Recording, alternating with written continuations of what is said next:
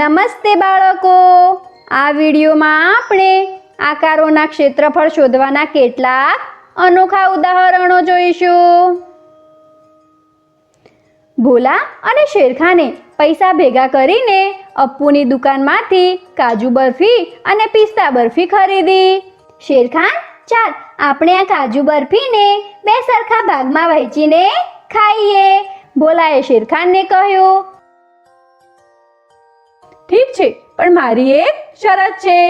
આપણે એક રમત રમીશું. પહેલા હું તને એક કોયડો પૂછીશ. જો તું તેનો સાચો જવાબ આપે તો તું એક મીઠાઈ આખી ખાઈ લેજે, અને જો તારો જવાબ ખોટો હશે તો હું એક મીઠાઈ આખી ખાઈ જઈશ. શેરખાને ભોલાને કહ્યું. ભોલાએ શેરખાનની શરત માની લીધી. શું તું આ કાજુ બરફી પર એક સીધી લાઈન બનાવીને બે સરખા ક્ષેત્રફળવાળા ત્રિકોણ બનાવી શકે છે? શેરખાને ભોલાને પૂછ્યું. ભોલાએ પહેલા આ કાજુ બરફીના આકારને એક આલેખપત્ર પર આ રીતે બનાવી દીધા.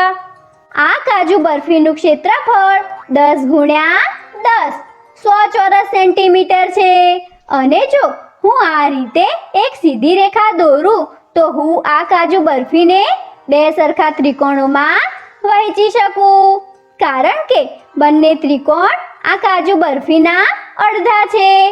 આ બંને ત્રિકોણનું ક્ષેત્રફળ કાજુ બરફીના ક્ષેત્રફળ કરતા અડધા એટલે કે 50 ચોરસ સેન્ટીમીટર હશે.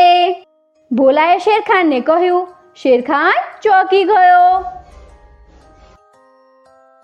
બાળકો, શું તમે આ કાજુ બરફીના આકારને માત્ર એક સીધી રેખા દોરીને બીજી કોઈ રીતે તેને બે સરખા ક્ષેત્રફળવાળા ત્રિકોણોમાં વહેંચી શકો છો? તમે આ વિડીયોને રોકીને આનો જવાબ શોધી શકો છો. શાબાશ બાળકો, તમારો જવાબ એકદમ સાચો છે. આપણે આ રીતે પણ આ રેખા બનાવી શકીએ છીએ. શેરખાને ભોલાને એ બરફી આપી દીધી, અને ભોલાએ ખૂબ મજાથી આખી બરફી ખાઈ લીધી. કંઈ વાંધો નહીં ભોલા, તું મારા બીજા કોયડાનો જવાબ નહીં આપી શકે.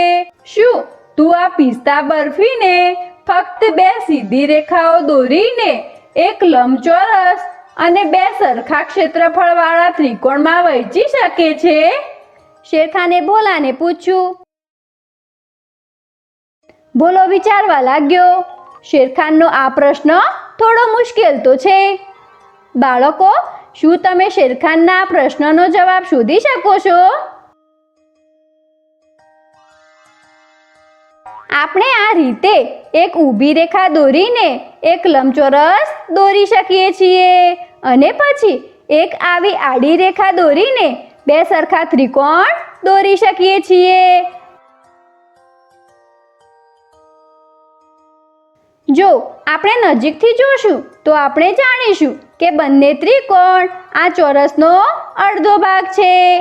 આ ચોરસનું ક્ષેત્રફળ 10 ગુણ્યા 10 100 ચોરસ સેન્ટીમીટર છે. તેથી આ બંને ત્રિકોણનું ક્ષેત્રફળ એકદમ સમાન રીતે આ ચોરસના અડધા એટલે કે 50 ચોરસ સેન્ટીમીટર છે. આપણે આ બે લાઈનોને બીજી રીતે પણ બનાવી શકીએ છીએ.